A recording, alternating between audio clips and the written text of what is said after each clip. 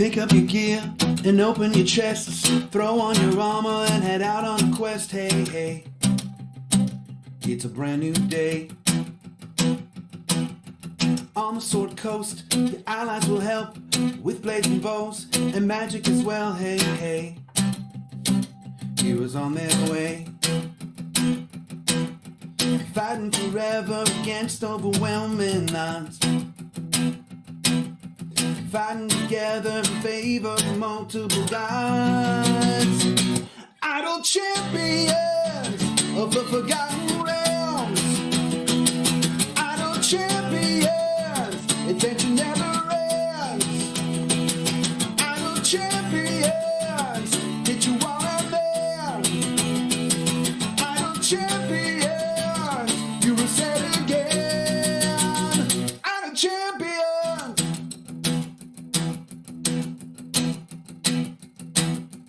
From Waterdeep to Alyndra, head out to show, or Shadowfell, hey, hey.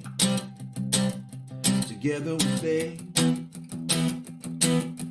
Walk to the monsters, walk to the boss, walk to the right, it's never a loss, hey, hey. Bad guys to slay. Fighting forever against overwhelming odds. Fighting together in favor of multiple gods. Idle champions of the Forgotten Realms. Idle champions, adventure never ends. Idle champions, get you all out there. Idle champions, you will set again. Idle champions.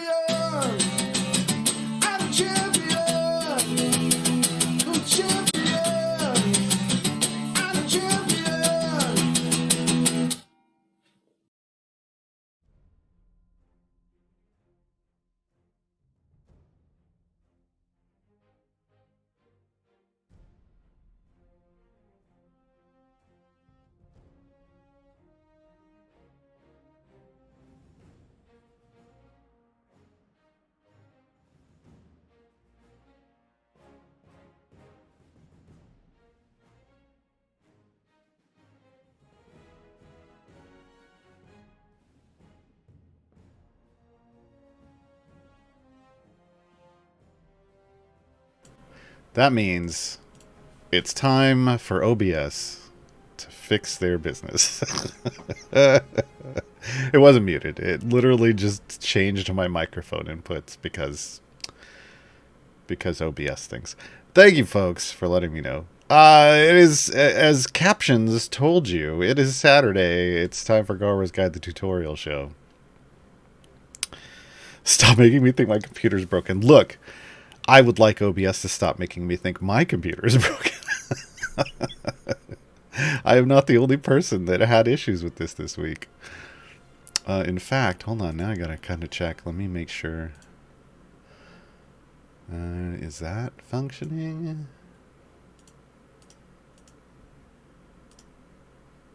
I don't even know. All right. Well, we'll hope that's functioning. All right, folks.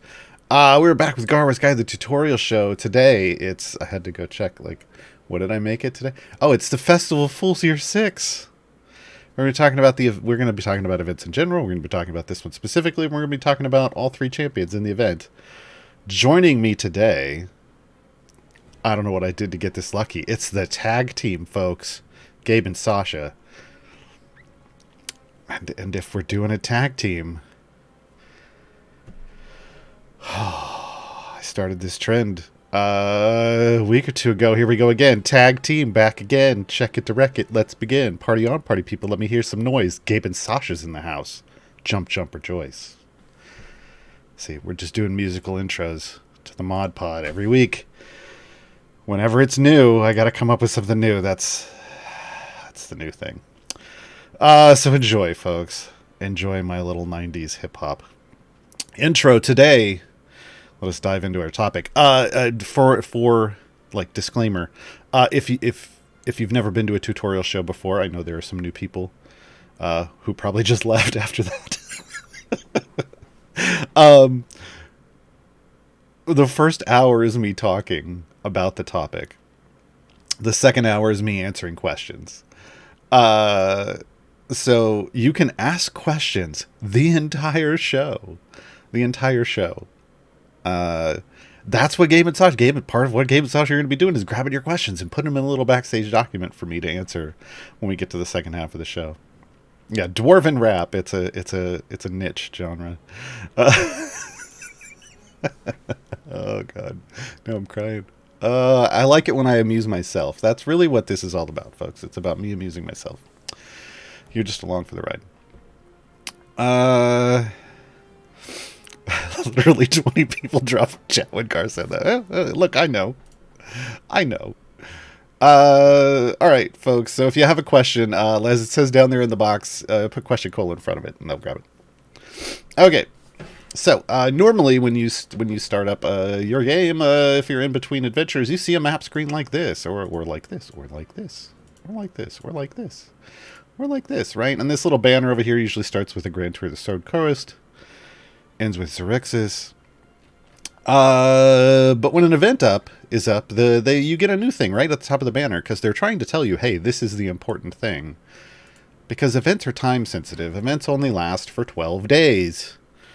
Starts on a Wednesday, ends on a Monday, noon Pacifically speaking. So you have a limited amount of time to do an event. Events are the primary delivery system for new champions. So events happen every 3 weeks, which means every 3 weeks, roughly, we get a new champion. And this time around, it is Miria Elithren, our Shatterkai Necromancer. But there are always 3 champions that arrive in an event. So one is going to be brand new, and the other 2 are from previous event years. So we are in event year 6, which means 6 champions have arrived with this event, but we only get the most recent 3. Those 3 are Alyndra, Tatyana, and the newest, Miria. This is how you do it. You'll get an adventure node. There'll be a little circle with a number, and it shows lots of stuff in it.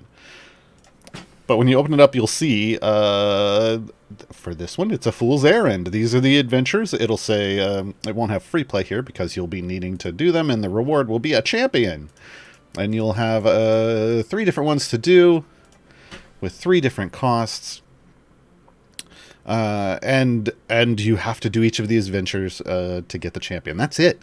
It's really straightforward. You got to get to area 50, and you get a brand new champion.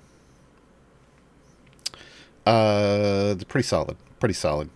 Every event has its own kind of favor. So we see up here in the top right, this event is Lyra's favor. I already have a bunch of it. There's also these things called penance. These are event tokens. That is a more generic term. So when you're doing anything in an event, it costs tokens to do. You can see down here, start objective, and then there's a little cost in penance here. So this is so that you can, so that you can't just spend the entire event just trying to speed farm tons and tons of gear. Because the thing is once you've unlocked the champions, if you go and you do a free play, you get a chance at a chest for that champion. So this is how you gear up your champions. Is first you unlock them by doing their adventures. Then you go through and you do free plays to get gear. The other way you get gear for the champion is by doing their variants. Each champion is going to have 3 variants in ascending difficulty. So complete area 75, 125, and 175. So you got to go further for each one. And each of the variants is going to have some restrictions that make it difficult. We're going to talk about all of those today. But one of the first thing you want to do when you first start is first. I'm just going to say first like 5 more times because I just noticed that I was saying it a lot, and that's weird. We want to do free plays after you unlock your champion because you need favor. Favor is the big stick that you beat events with, basically. As you know from playing the game, favor's a big deal. The more favor you get, the more gold you earn on your next run. And that makes everything easier because the more gold you get, the more you can upgrade your champions, which means the more powerful they are and the further you can push. The more gold you get, And the more gold you get, the more favor you get. The more favor you get on the next run, the more gold you get. It's a big snowball, folks. So right off the bat, you want to just try to snowball these. I recommend shooting for kind of in the middle of the EO8s. Anywhere from EO8 to EO10, we talk in scientific notation here. That's the E number you can hit. If you're playing on PC, you can hit Y on your keyboard.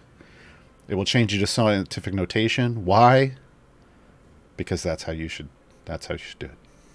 It's just easier to talk to people when you're just saying, how much favor did you have? And somebody goes, I had 7.35 million. I don't know. What is it in the E? 7.53 EO6. Thank you. Because in this game, what you need to know is not necessarily what technical number it is. You just need to know, did you meet the threshold? Are things getting better or worse? And the scientific notation gives you a very easy way to know that without having to memorize a bunch of numerical terms in high numbers. Like, I don't even know what E43 would be, and I don't want to know. I just want to know that if I get to E50, I did better. I did better. So if you get around to EO8 favor, kind of like 5 EO8 favor, you're going to make all of these variants show as difficulty easy. They'll be green. In my opinion, and I've been doing this for about 5.5 years, it's kind of pointless to try to do a variant anywhere in this game if it doesn't at least show as easy first. That is your first guide to know when you can potentially attempt a variant. Doesn't mean you're going to be able to do it. Still doesn't mean you're going to be able to do it. Because these rating systems in this game they're solely based on favor. And they're very much a you must be this tall to ride this ride type of situation. For anybody who doesn't like roller coasters, you might be tall enough to get on one, but when you get on one, you don't like it. I like them, but it's an example, folks. Whereas someone who's shorter than able to get on it might love it, right? So just know these are rough, just kind of rough guidelines, but for events, they work really well. I've played a lot of new player accounts over the years, and making sure that these show as easy means I get them done the first time, and I don't waste tokens that could go to getting me gear. All right, let's talk about each of the champions' variants. So again, a variant is basically, it's the exact same, it's going to be the exact same enemies and adventure. It's a Fool's Errand, it's just a variant of it, so it's a variation with different rules. All three of them are going to do that 75, 125, 175 thing, but they're going to have different rules down here in the restrictions. I should mention each champion has their own formation layout. That's this little map down here. As you can see, Alyndra's is a single tank formation. It's usually how we refer to a single tank frontline. It's got some adjacency in here, but it's also got some kind of isolation, which is good for certain champions, especially in the starter groups. Like Makos and Tyrell like to be by themselves, while Tyrell, when he's in Moonbeam, like to be off by themselves to give good buffs and not bring anybody down. So Alyndra is a pretty solid formation, single tank formation. Same thing with Tatyana. Again, single tank frontline. Lots of good adjacencies, because a lot of champions have buffs that are like buffing adjacent to. But a little bit of hang out by yourself back here. Miria's is a little more interesting for newer players. It's a 3-tank frontline. And things are kind of broken up, and there's not a ton of adjacency. There's a little bit right over here in the bottom. But not as much as maybe you'd like. You have to get a little more creative. And a lot of times newer players don't necessarily have 3 tanks to start with. Fortunately for you, Tatyana is a tank. And technically Miria is 2, sort of. We'll talk about that when we get to Miria. So you have options here to create 3 tanks, because normally your starter tanks are like Nayeli and Tyrell in wild shape form. So things get a little interesting with Miria's formation, and we'll talk about that. Okay, future sight. So again, this is a variant. Down here in the rules, we'll see the restrictions. Like there's requirements, objectives, restrictions. Restrictions is the hard part. And you kind of need to learn your restriction Learn how to read restrictions and understand how difficult that's going to make an adventure for you. This is just kind of a thing you're going to pick up over time if you're new. In each boss area, you will encounter the current boss and the next boss at once. So double bosses. You'll need to defeat both to progress. Chadwick joins the formation. That's this red X.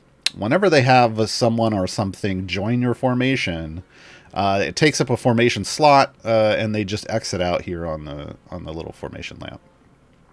He mostly observes and tries to figure out what's going on. That's a polite way to say they don't do anything for you. So this means in this variant, you're going to be down a champion, because you'll only be able to add 9 to this formation. That's going to make things a little bit more difficult because, well, champions are power, so you're losing a buffer. But you only have to get to area 75, so it's not horrible. Again, if you make sure it shows as difficulty easy, it should be fine. I actually recommend not doing, like on the, I've just started a new player account a couple weeks ago. I made sure that I always recommend to people, and I do it myself, I make sure that the third variant shows as green as well, which means all of them are green, before I go back and do any of them.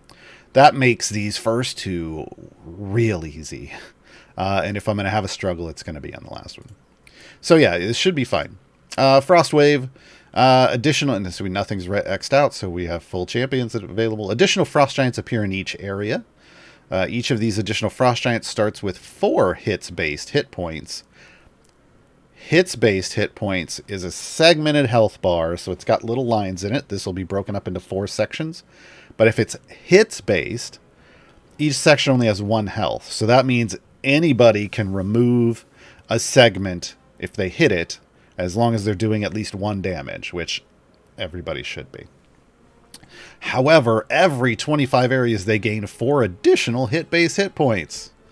So that means they're going to get healthier and healthier as you progress.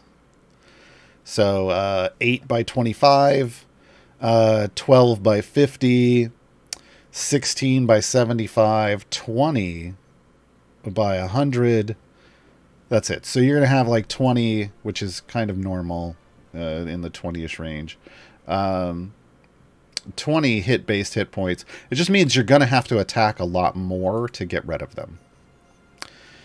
Champion damage is reduced by 99%. That scares a lot of people. Whenever when people start this game and they see numbers like something's reduced by 99%, people are like freaking out. Like, how do you overcome that? But you got to remember, this is why we deal in, I like to have people look at things in scientific notation. When you're dealing with large numbers, which this game deals with, 99% isn't as bad as you might think it is.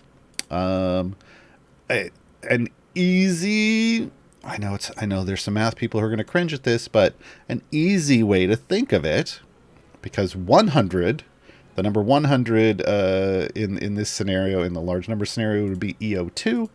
If you think of it as just removing EO2 amount of power from the damage you're doing, you're going to be close. You're going to be close. Close enough for government work. So think about it as if you were normally setting your bud at like E20. Now you'd be doing E18 amount of damage, but as base ultimate damage. So, yeah. So it's not that big of a deal. Just a little bit off, but not a whole much. So again, a little extra favor.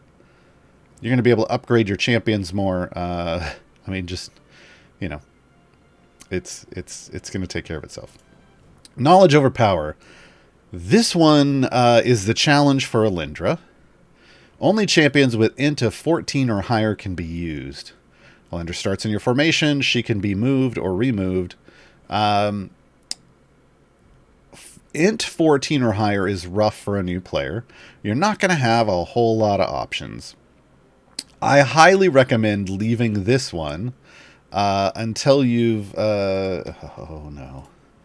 I want to say until you've grabbed Miria. I believe Miria has a super high int. I'm trying to double check right now because I can't look on screen because I don't have Miria available to me. Where did it go? I have guides for these champions on the subreddit, folks, if you did not know that. Yes, she has int 20. Of course she does. She's a wizard. So, I highly recommend you leave knowledge over power until you have unlocked Miria. Miria is going to be your only tank for this.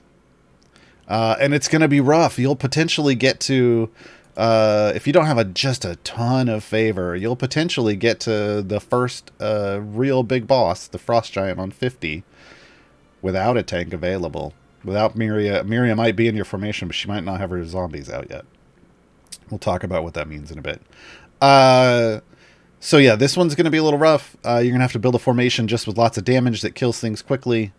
Yeah, more favor is good.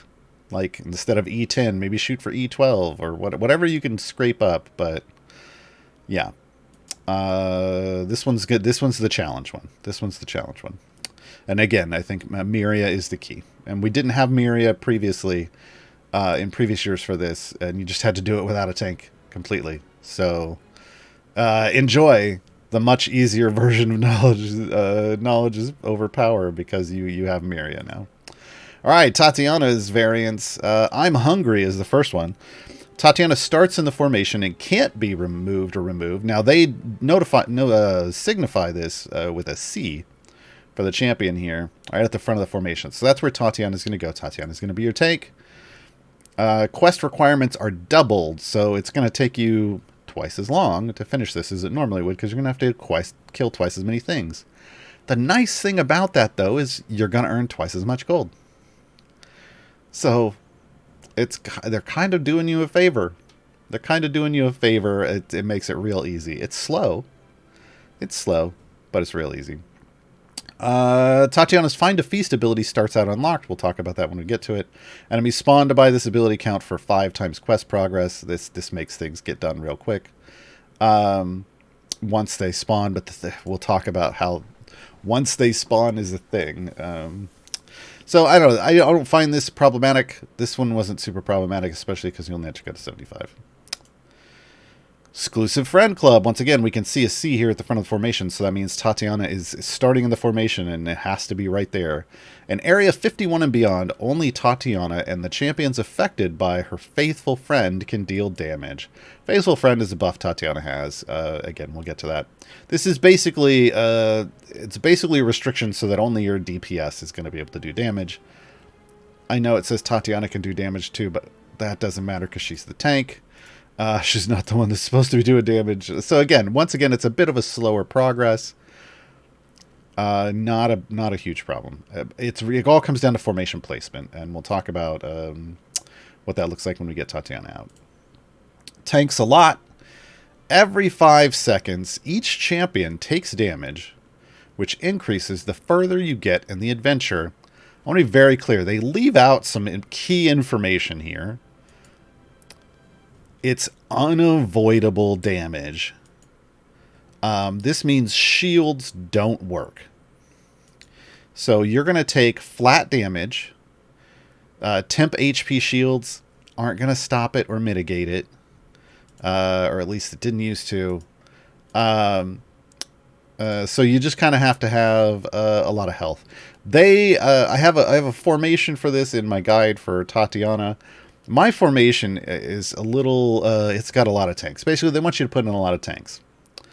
Mine is probably a little tank heavy for the current version, because if I remember correctly, I was doing this last night on my new player account, and it wasn't that bad. But when it first came out, the damage was incredible. It was a very difficult adventure. They nerfed the damage, so it's acceptable now.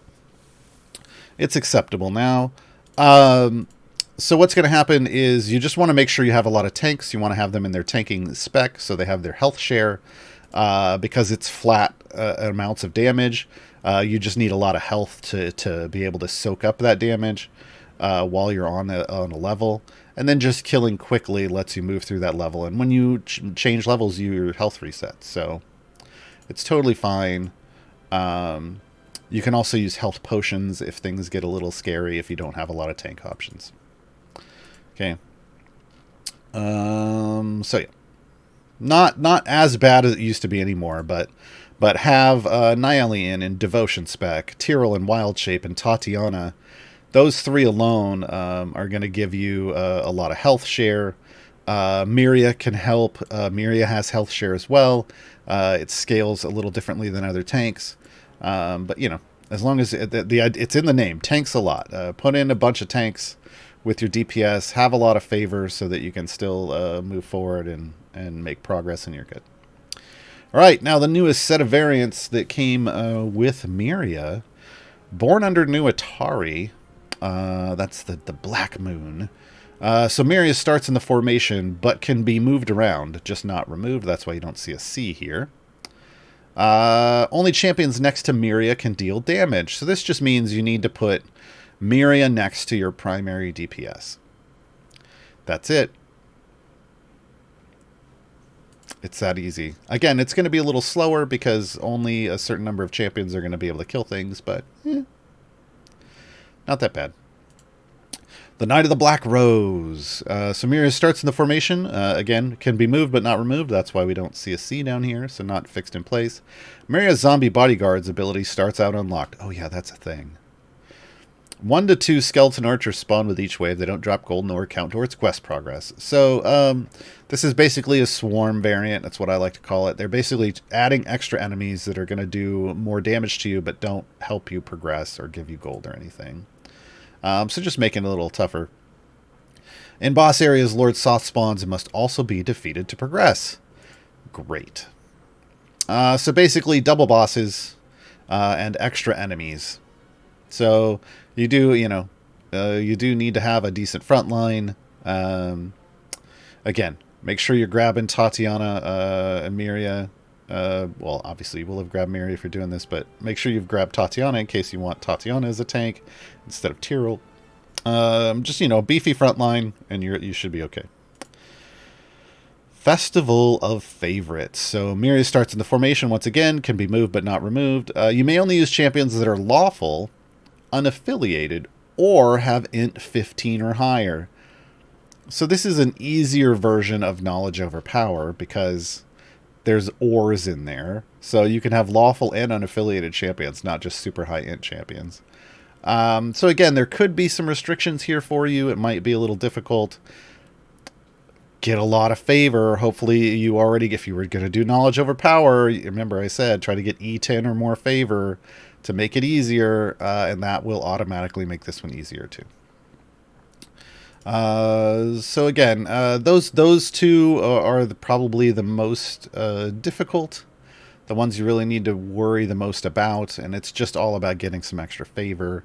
You can, if you don't have a lot of favor right now, by the time you get to next weekend, which will be the final weekend of the event, hopefully you'll have more. Work on it with some deep pushes during the week. Get some help from the community. I can tell you, I started my new account on March 1st, so partway through, like in the second weekend of an event, and I still was able to earn enough favor just with starting champions on a free-to-play account to do all of the variants in that event. So it is possible. You just may need some help with how to build your formation, right? And you can ask for that help in chat. All right, I'm going to hop into a Fool's Errand. We'll look at this formation, and we'll talk about each of the champions. Remember, folks, you can ask your questions right now, but I will get to them in the second half of the show. I've already got a half a dozen sitting here in front of me, so we will get there. So we have Alindra, slot 6. I should put her in something that isn't... Of course, I've got her in a pirate outfit, folks. Because, come on. Pirates. This is Alindra. Tatyana over here in 8. We'll throw Tatyana up in the front. Yeah, no, she's in her standard. Boy, got some outfits. And then Miria, our newest champion. So here's our 3 champions. Is this kind of the best? Yeah, let's do them like this. All right. So here's our 3 champions. Let's talk about Alyndra first. All right, Alindra arrives from the Heroes of the Plains streamiverse. We call it a streamiverse because they actually had like a bunch of different shows that they all appeared in with different names. But it ended up Heroes of the Plains. That whole affiliation is in the game, so that is a complete affiliation, and it's pretty solid. It's pretty solid. A female elf, a wizard cleric, support role in game, so pure support. Alignment is neutral, so that means when it just says neutral, that means it's neutral. So it's neutral on both lawful and chaotic and good and evil. Some people refer to that as true neutral. So just if you only see neutral, that means it's neutral in all the ways. In all the ways. Basic attack is a magical attack. You can tell by the little magic symbol here. Looks like a little like firebolt or something. Or a magic missile. Mind Spike. Alyndra spikes the mind of a random enemy, damaging them and slowing them by 50% for 3 seconds. So a little bit of crowd control whenever she attacks. That's nice. There's some champions that synergizes with, like Lucius as a DPS. So keep that in mind. Ultimate ability, also magical. I have foreseen this. So Alyndra foresees the death of all her enemies. For 30 seconds, all enemies take extra damage equal to the total portent buff being given. Portent is her main buff. It could get pretty big. So this is a really big damage boost button. Just know that when you're pushing near your wall, you want to be hitting this to clear waves and kill bosses. Big damage boost. Potential. It just gets better and better because Alyndra's portent buff can just keep going up and up. All right, so let's talk about portent. Every 30 seconds, Alyndra randomly chooses up to 2 adjacent champions and peers into their futures, helping guide their attacks and increasing their damage. The amount will vary. So this means that you want Alyndra adjacent to your DPS champion and one other champion, and hopefully that's it. The reason is you want it something like this. Because this means that if your DPS champion is we can move her all around, but you want her in a position where there's only 2 people adjacent, because that way portent will be up on both of them, but won't vary. When it gets reset, it won't move to someone else. So if she were like over here, where she's adjacent to like 3, it could potentially go on to whoever's in this third, and maybe your DPS was here, and then it ends up on these 2. Well, now your DPS isn't doing as much damage, right? Or worse, it could be here, and there's 4, right? So there's bad situations that you can get in with placement with Alyndra. So Alyndra very much wants to be in specific places in your formation. Now, if you'll note, this is the portent symbol. It's an all-seeing eye with the lines out from it. This means that these champions are under the effect of portent.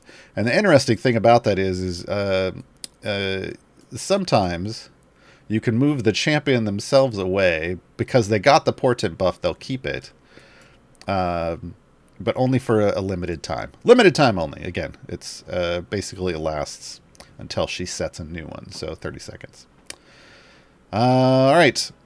Brows of Judgment. Griff, Alyndra's owl companion, you can see him right here, he's so cute, sits on Alyndra's shoulder and judges enemies as they spawn. The judgiest of owls. They have a 25% chance to judge normal enemies as unworthy, and a 100% chance to judge bosses as unworthy. For each living unworthy normal enemy, so non-bosses, portent's base buff is increased by a large amount. Stacking additively, so each living boss increases portent's buff by an even bigger amount. So basically, every time Griff judges an enemy and it stays alive on the field, you start stacking up bonus to portent. So if you're killing things right away like we're doing, not a big deal. But if you're not, it's gonna help you then kill. The portent buff is, or the judgment is the icon. I gotta turn the snow off. Hold on. That's maybe a little too. Well, that's going to be flashy too. You'll see little owl eyes with very judgy eyebrows show up above an enemy. Let's see if we can get one here. Wow, there it is. And then it died real quick. You'll see them pop up as we go along here if you keep your eye over there. But you see a little owl eyes and a little owl nose and really judgy eyebrows. There it is. That's how you know it's been judged by by Griff, excuse me. Briv judges things in different ways. Heroes of the Plains. This is the big ability. So if you've seen some affiliations and they have like affiliation bonuses, and each champion has a little bit of a bonus and they all feed together. Yeah, that's not how Heroes of the Plains work. For Heroes of the Plains, they put all of that on Alyndra. So Alindra is kind of the linchpin or the keystone for really buffing tons of power out of Heroes of the Plains. So if you just have Alindra and you don't have any of the Heroes of the Plains, Alindra's going to be a solid support champion, but not super amazing. But as you start collecting these other Heroes of the Plains, and Alyndra starts buffing their abilities, it just blows up. So, Heroes of the Plains. If a portent is applied to a champion under the effect of certain Heroes of the Plains champions' abilities, those effects are increased in power. It's the same amount, so right now, mine's a large percent, but everything gets increased by a percent. So, Elithren, mirror image effects on the portented champions are increased. That's a big deal. Mirror image is Elithren's big ability. One of the biggest support abilities in the game. Used to be the best. Now it depends. Freely, unlucky for them, is increased by an amount for each portented champion affected by Luck of Yondala. So this gets even better, because unlucky for them is the debuff that Freely applies. Even just buffing that on its own would be fine, but you can do it for each portented champion, stacking multiplicatively. So the more champions that have portent on them, the better that bonus for Freely gets. Now, I know earlier I said portent can be on 2 champions, but there's going to be a way to put it on a 3rd, and that's when, if you can get with all 3, that's with Freely in your formation. Whew. Okay. Chewinga Mask for Penelope. Tools for the job is increased for each portented champion affected by Chewinga Mask. Again, stacking multiplicatively. That's the good way. Briv, Nethery Steel effects are increased on portented champions. That's great. Nethery Steel is the buff. Orkira, Elemental Fire increased by a % for each portented champion affected by Lesser Restoration. Lesser Restoration is her healing ability. Elemental Fire is her debuff on enemies. So the more, if you're healing all the portented champions, again, stacking multiplicatively, then Elemental Fire gets even better. And Elemental Fire is a major debuff in the game. Whittle, Vampiric Gaze effects on the portented champion increased. That one gets wild. Everything on Whittle is keyed off of Vampiric Gaze. So that means everything gets buffed.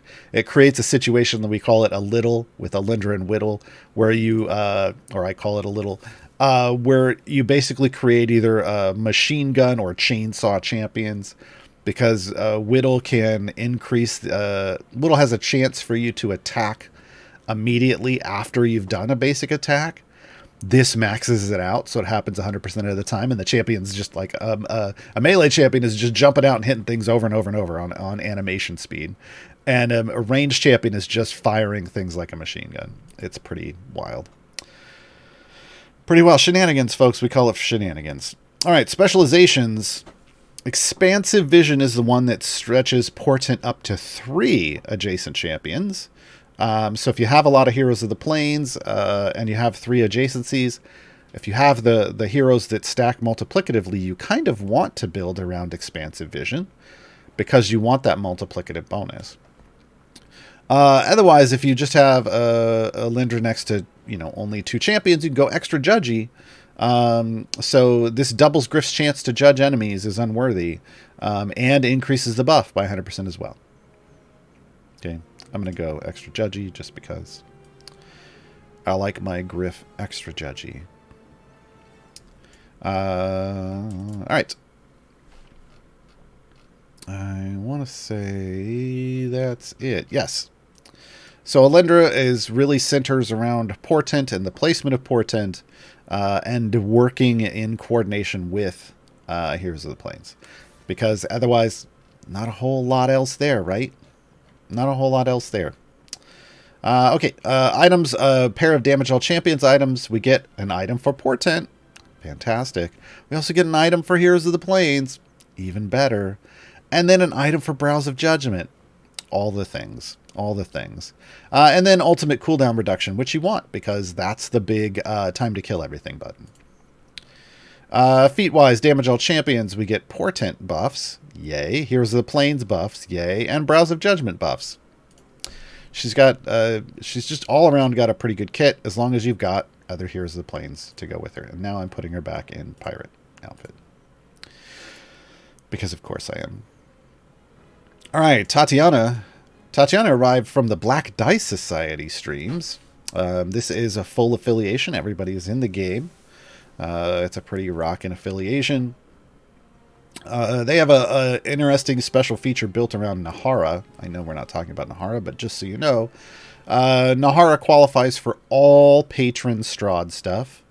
And then Nahara has a specialization that can bring the entire Black Dice Society with her anywhere she goes.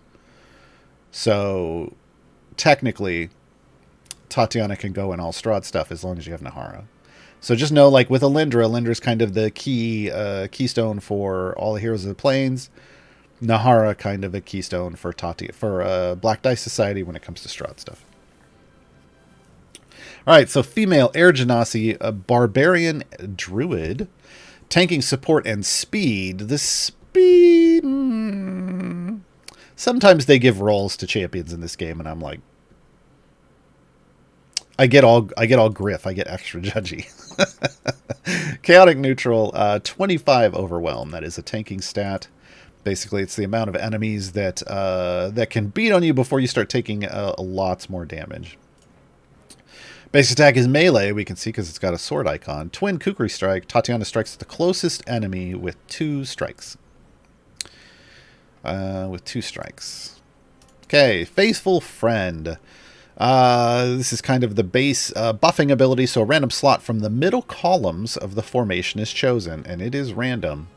Tatyana increases the damage of the champion in that slot by an amount. If you'll note, we were kind of there. This is the slot because it's got this blue glow effect. That blue glow effect means that's Faithful Friend. So there's some ways you have to kind of keep this in mind. Is you have to know she's not going to buff your DPS if your DPS isn't in that blue glowy slot. And it picks it at random. It could have been in any one of these 5 locations in this formation. It could have been in any of these. So you do kind of have to build a formation around her. There are ways to alter that slot a bit, but for the most part, you gotta be a little flexible with placement and building with Tatyana. Loyal Protector. This is Tatyana's health share, so she increases the health of other champions by 25% of her max health. This is a standard tanking feature. It isn't always 25%, but if a tank isn't sharing health, are they really being a tank? Rising Fury. Each time Tatyana is attacked, she gains 1 Fury stack. The effect of Faithful Friend is increased by an amount for each stack, stacking additively. She loses 10% of her Fury stacks every 15 seconds that she's not attacked, and this caps at 150 stacks. So this is a ramping bonus, so it just ramps up on as you go along. Falls off when she's not being attacked. So this is well, when you push far enough that you don't have enough damage to kill things instantly, and your tank starts taking damage, this ups the damage for you. This is kind of what you want you want something like this on a tank. Something to help you deal with massive amounts of enemies when you're not just instantly killing them. Find a Feast. This is the ability that they think counts as speed. If Tatyana is not attacked for 15 seconds,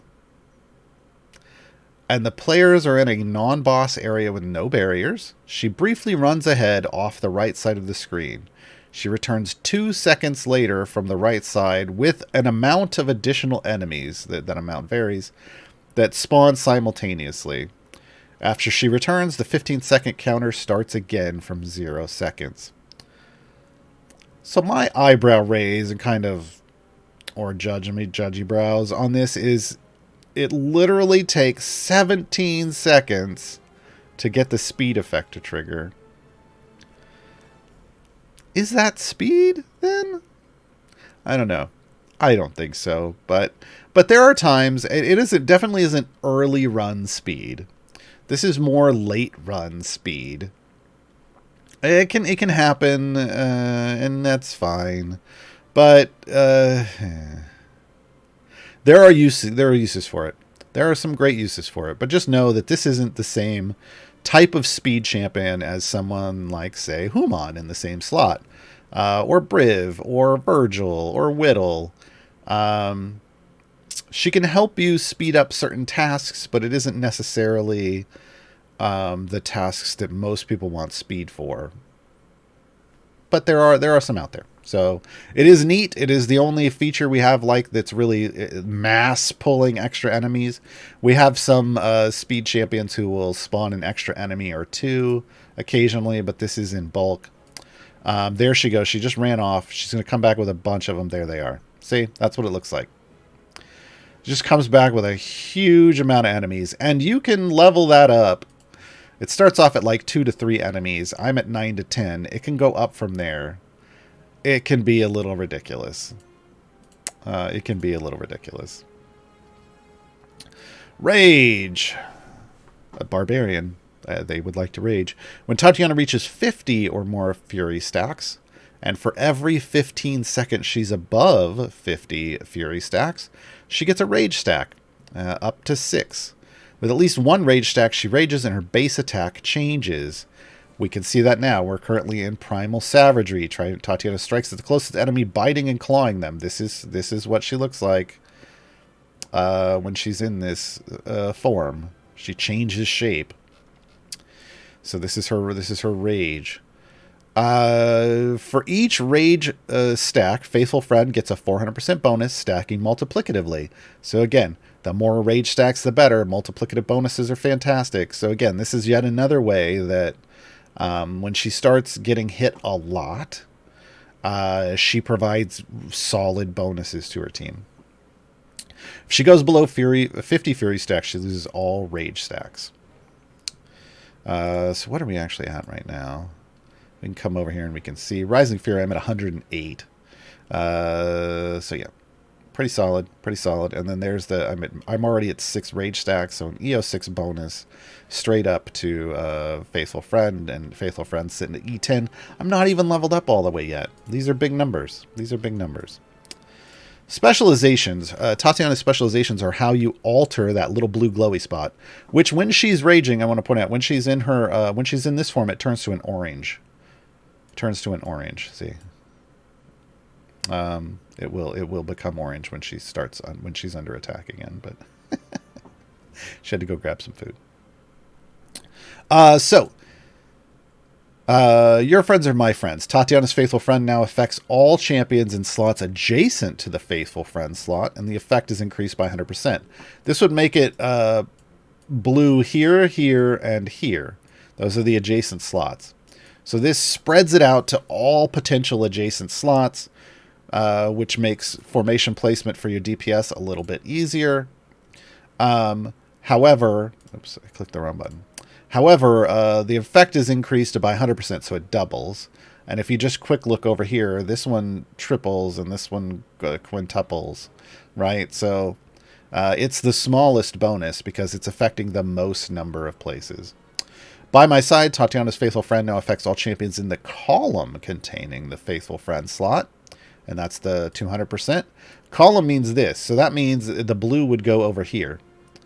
So it would jump any gaps if there are any, and it would apply to both of these places. So again, more flexible placement opportunities for Faithful Friend there. And then Best Friend Forever, it stays in that one singular slot, but gets buffed by 400%. We're just going to go with that one. So that's the ideal situation. Ideally, you build Tatyana, the formation around Tatyana's slot if you can, and you put that DPS champion right in that slot. That's the ideal situation, because that's going to give you the biggest bonus.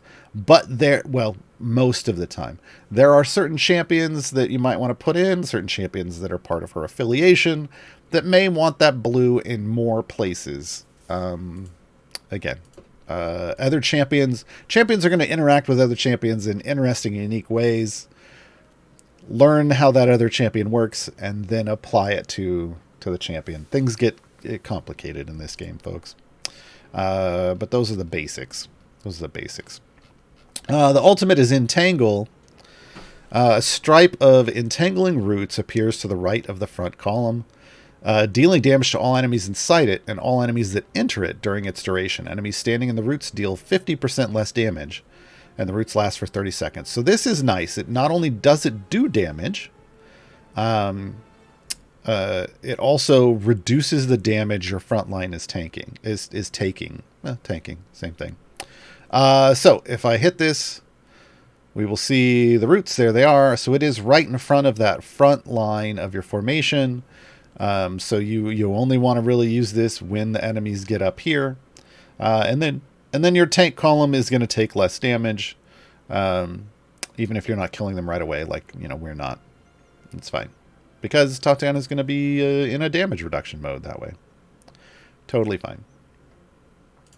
Item wise, a damage all champions item, and then because she's a tank, we get a health item.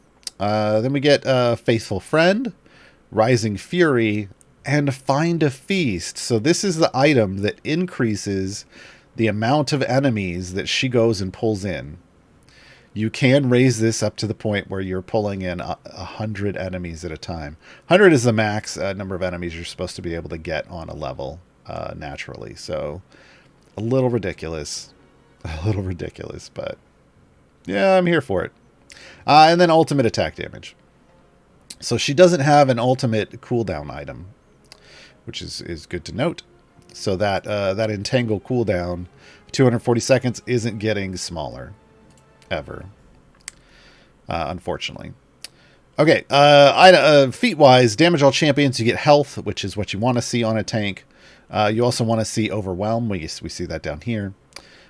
She gets to buff the effects of Faithful Friend, Rising Fury.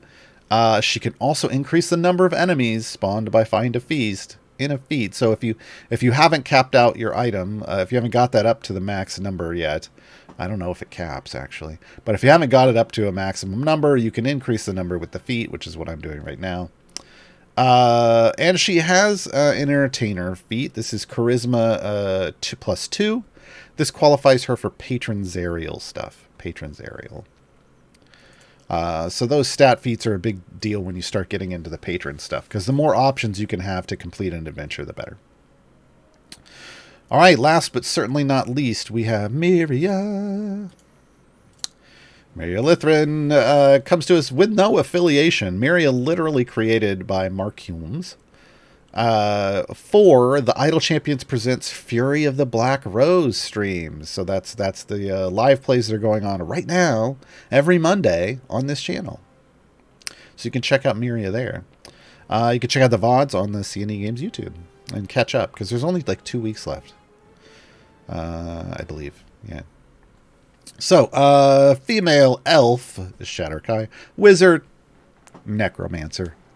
Lawful evil, tanking and support roles. Now, I said tanking, and then I said overwhelm is a tank stat. She's sitting at a 5.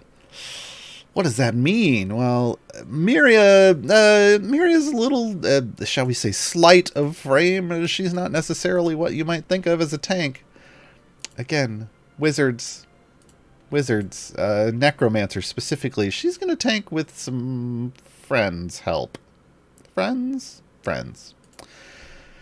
Magical base attack, Ray of Sickness. Miria fires an energy ray at the nearest enemy, dealing 1 hit of damage and reducing its damage by 50% for 6 seconds. This doesn't stack. So a little bit of damage reduction, but it is a single target effect. So Most helpful on bosses. Most helpful on bosses. Basic ability, Mage of High Sorcery. This is her buff. So Miria increases the damage of all adjacent champions by an amount. So you do want her next to your DPS. Zombie Bodyguards. Here we go. While Miria is alive, a zombie bodyguard that shares hit points with Miria appears in front of each champion in the frontmost column of the formation. This means Miria does not need to be in the front column of the formation to tank. This is new. We've never had anything like this. So this is our first tank that's... well, it's our first wizard tank, but it's also our first tank that doesn't have to be in the front column. When a champion in that column takes damage, the zombie bodyguard takes 90% of it, while the original target only takes 10%. So what this does is it's a damage mitigation tank combo. So Miria is tanking because she's soaking up the damage, but she's only taking 90% of it. The people in the front line are taking 10%. It does mean you can put non-tanks in your front line and help them survive. So, what does that look like functionally? Well, here you go. Look, Tatyana's got this gnoll zombie in front of her with a sword. If we move Alindra up, Alindra's got, I don't even know what that is, but it's there. And if we put Miria up there, she'll take. There you go. With a one-armed human. Right? So whoever's in the front column gets a zombie bodyguard. And again, 90% of the damage goes to Miria, 10% goes to somebody else. So in a more ideal world, you want Miria back somewhere next to the DPS, and then you want, then you've got these bodyguards up front. This is going to create some interesting scenarios because now you can use Miria in a single tank formation. You can have a really beefy tank up front, and then throw Miria in the back, and you're effectively dual tanking and making them even more survivable. Folks, we already have some incredibly survivable tanks in this game. Briv, Tyrell in wild shape with his ultimate on, Ayla. These are some solid beefy tanks. And then you can put Miria on top of them. Phrasing. You can put Miria's zombie bodyguards in front of them, soaking up damage. That's better. So as you can see here, Miria's taking some damage back here because the people in the front line are taking damage. But look at Alindra go. Look at Alindra just tank away. It's pretty great, folks. It's pretty great. Really enjoying Miria so far. I don't even have gear on Miria yet, and she's already doing work. Soul Cage. When an enemy is defeated, Miria can capture its soul and gain a Soul Cage stack. Necromancers. Her maximum number of Soul Cage stacks is 1 for every 20 areas completed in the current adventure, rounded up. I will tell you this, she starts at 1, I believe, so I think it's 1 plus 1 for every 20 areas. We're at 32, I think I have 2 Soul Cage stacks. Yeah, I do. So it should read 1 plus 1 for every 20 areas completed. Actually, yeah. No, it's the rounding up thing. That's what it's doing. Never mind. It's going to give you 1 if you're less than 20, and then 2 if you're less than 40. Never mind me. This is why I shouldn't do math on stream.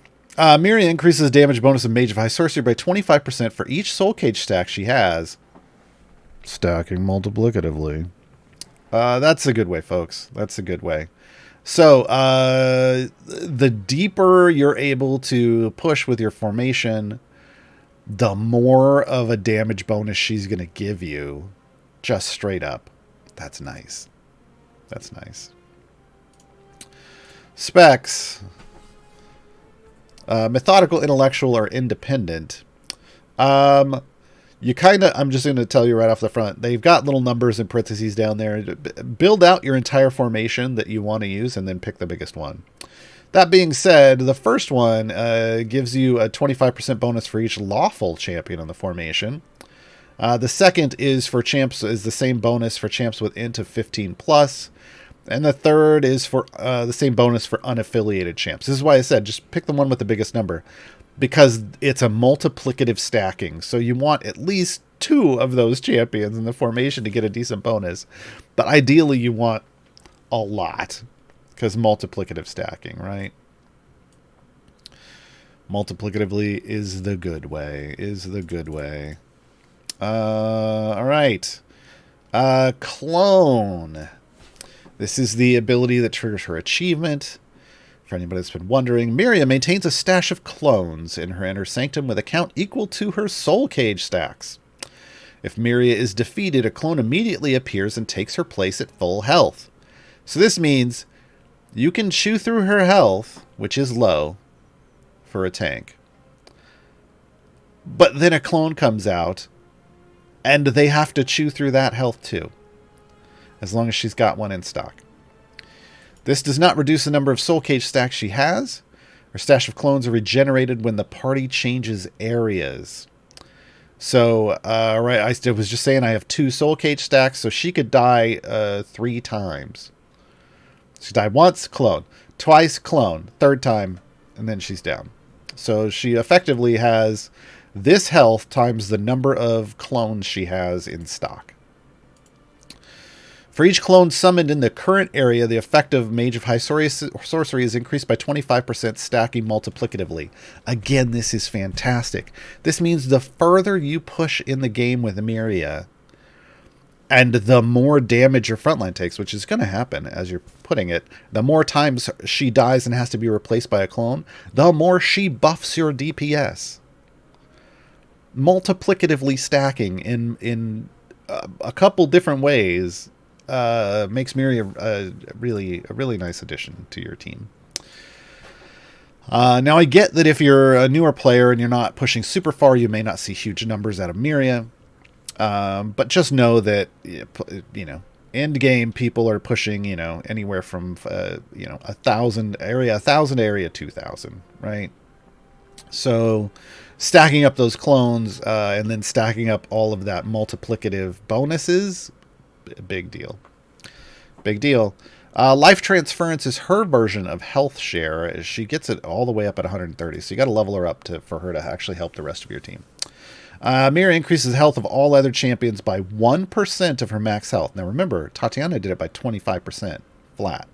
But it's 1% for each soul cage stack she has. So right now she only has two stacks, so she's only doing 2%. So really low early on. You need to be able to clear 500 for her to be sharing health the way other champions do. But then if you clear 1,000, she's sharing like 50% of her health. So her life transference is another one of those things that's going to scale better for end-game players. And her ultimate is Dance Macabre. We've got a song for that we're going to listen to later. Miria summons 5 skeletons to the battlefield. The skeletons deal 15 attacks to the enemies before vanishing. All enemies, so screen wide, are slowed by 50% for the duration due to the confusion on the battlefield. Here we go. Look at them. They're just wandering around. Look at them. And then they jump and attack people. That's great. I love it. Look at them go. Just clearing out enemies left and right. And again,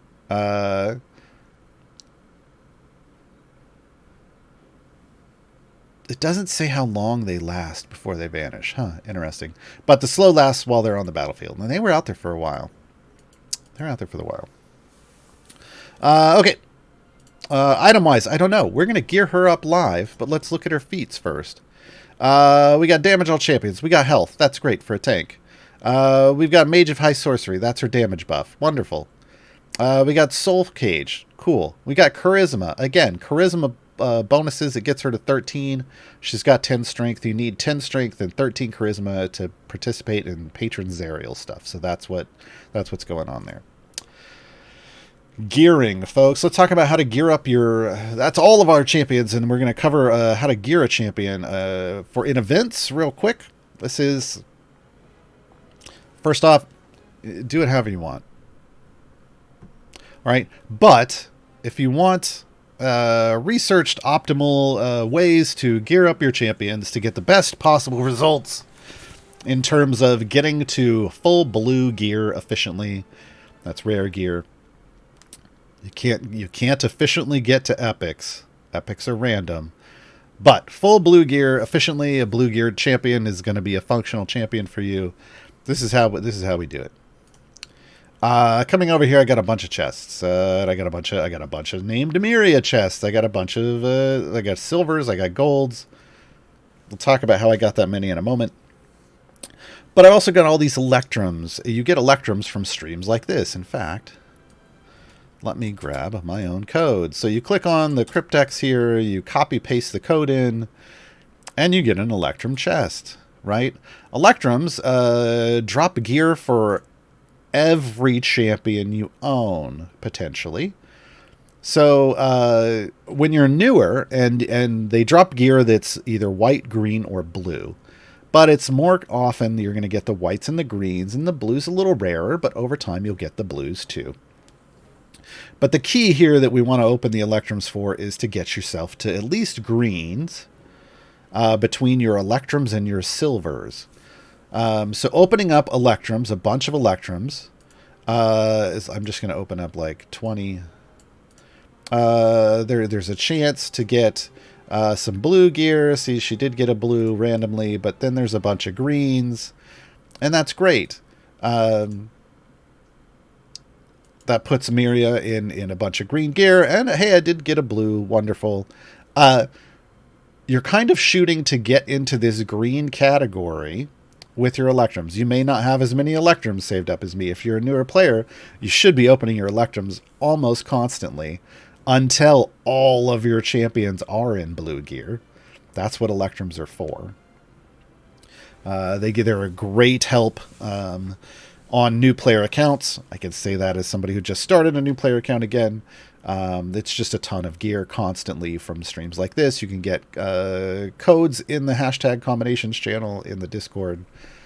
Check it out. So open electrums first. Why open electrums first? Well, first off, you might have a lot saved up like I do. That's great. But more importantly, electrums will the only real kind of direction they're given as a chest is, hey, if there's a champion out there that doesn't have any gear, give it to them first. Which is why we saw when I opened those electrums, it was gear for Miria. It was almost all gear for Miria, maybe all gear for Miria, because she didn't have any. So that there is a bit of a magnet, like here's all your other champions with their gear levels, and then here's this valley where Miria sits, right? And they're basically like, throw gear in that. Yay. So you want to do that with electrums, because otherwise, if Miria is just generically geared, electrums are just going to randomly drop gear to anybody you own. I have 115 champions on my account. The chance, if I waited to drop the electrums at the end, it's basically with 115 chests, there's a chance for her to get one piece of gear. Right? But if I open them before I open any of my other chests, she's going to get a bunch from this. In fact, I'm going to keep opening these. We're going to burn all of these. She's going to end up, because it's also then going to look, when it gets more blues, which are upgrades, the only place they can go is Miria, because all of my other champions already have those upgrades, which is super helpful, right? So I am now full. Ooh. Hashtag streamer luck. I got a shiny. Who's it for? Gaarawarr. All right, that's fine. I'll take it. Gaarawarr's cool. Pun intended. So I now have full blue on Miria, and all I did was open 100 electrums. 100 electrums is how many electrums codes were available since the last event when I opened up all my electrum chests. So just so you know, that's how many. You get like 100 electrum chests every 3 weeks. Over 30 a week. It's fantastic. So get that free gear, folks. So that is one way. That is the first thing you want to do is open Electrums. Obviously, you may not have that many Electrums. Open whatever you've got first to be efficient. As you can see, my collection is pretty solid. I've still got some gaps. Then you open the named silvers. Now, at this point, I already have full blue gear on Miria. Silvers only drop like Electrums, white, green, and blue. So all I'm doing with silvers now, and the reason I hold them is they're going to give me lots of duplicate item levels. I already have some item levels from gearing out Miria with Electrums. These are all going to funnel straight into Miria and just give lots of duplicate item levels. I'm not going to have a single new item in here except maybe those whites I was missing for my collection. But collection doesn't mean anything, really. So there we go. Boom. So now I can look at my Miria, and I can see, yeah, I pumped up her average item level already to 41, filled out my collection. She's already got a solid number of item levels for a brand new champion and in full blue because of all of the chests I dropped. Now, I have an inordinate amount of chests. I understand that. I just opened over 100 silver chests. I have 84 golds here. Gaarawarr, how did you get those?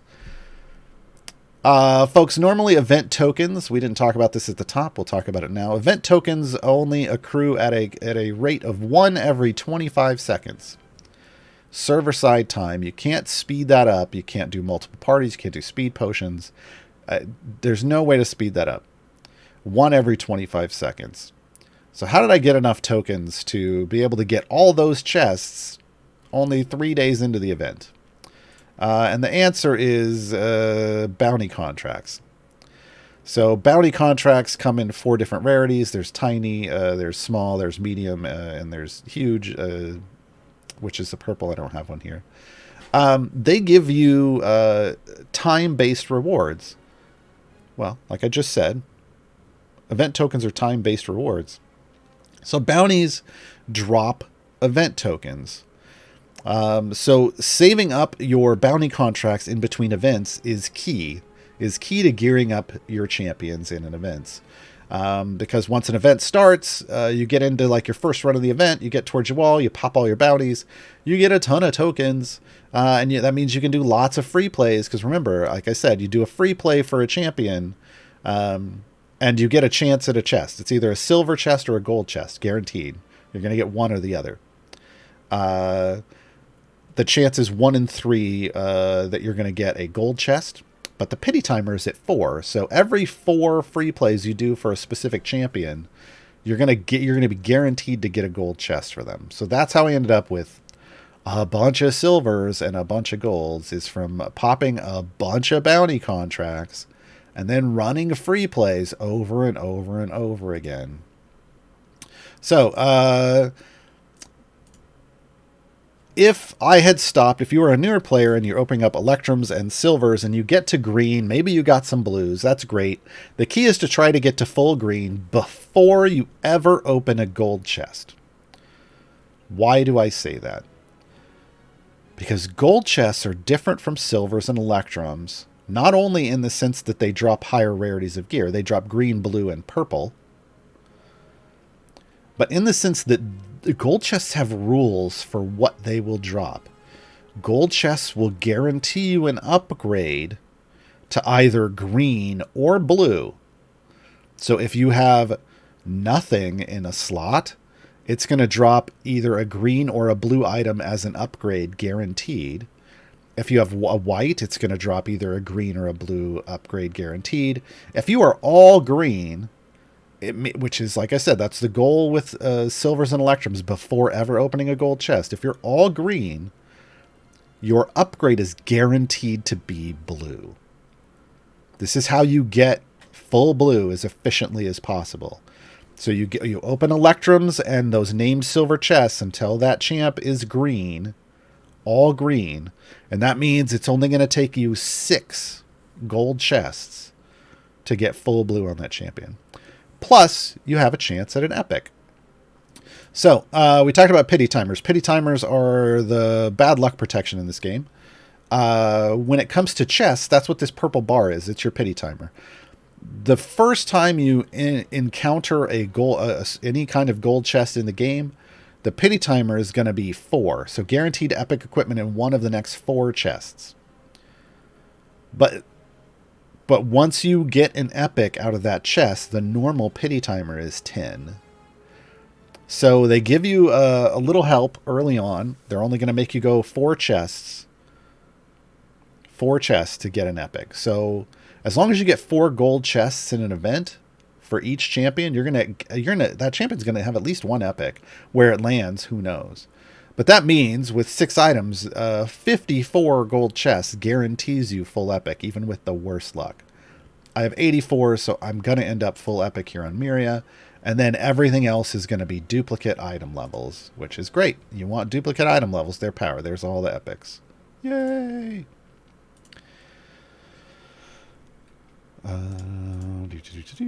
So this is how in-game players. This is an example of an in-game players getting using bounty contracts to get lots of gear. And now I'm at average level 194 already, and I just started. That's fantastic. I was actually shooting for average item level 200, so this tells me I'm opening the right number of chests for bounty contracts. That's great. So that's how you see people go from 0 to full epic when they're an established player. It's because of bounty contracts. So we're gonna take a short musical interlude here.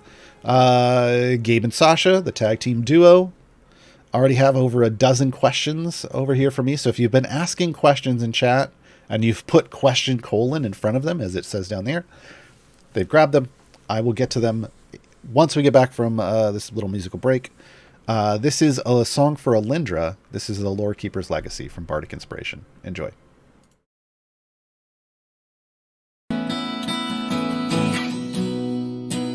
Daughter of oblivion, changer of our fates, past and future intertwined, path is never straight, logic cuts her enemies, reason never wanes, tolling bells of destiny as she crosses through the flames. Stories keep on moving on, teaching those she knows. Lord, keep her from dusk till dawn. Wonder only grows. She carries her home in her heart. The past and the future she parts. With her friend on her shoulders, there's nothing that can hold her.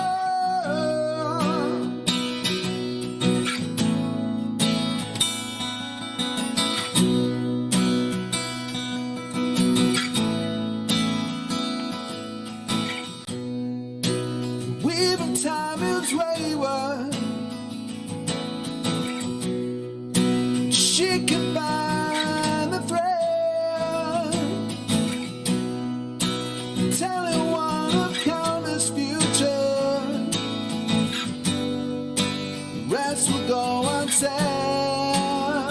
Oh, forcing through the throes of time.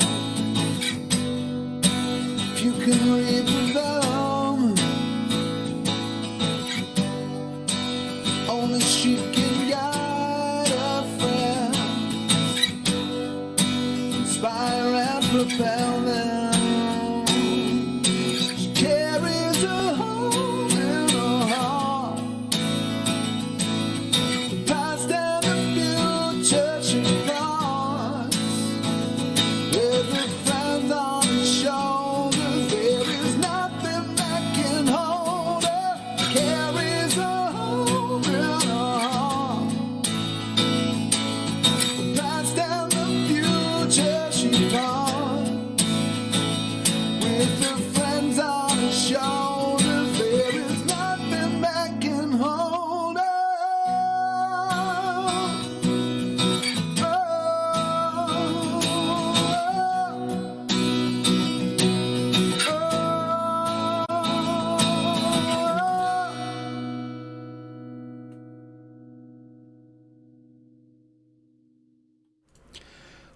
That's one of my favorite Bardic Inspiration songs. If you were not around for the Bardic Inspiration show that used to happen on this channel with the Bard, Jason Charles Miller, and the Scribe, Dylan Wilkes, I've got a guide for that. It's got all the episodes linked on the subreddit. You can go back and enjoy them. But that's where all the music comes from in the jukebox in the game. They fully produced 3 full albums of music created on that stream with the help of chat. We wrote the lyrics. We helped write all the lyrics. It's pretty fantastic. Good stuff. Good stuff. Go enjoy it. All right, I'm going to dive into the questions. I'm going to hit the ones that are on topic first. And then we'll probably do a lot. Ooh, wow, I took a lot of time talking today. And then we'll do a lightning round at the end to clear out all the rest. Wow. Okay.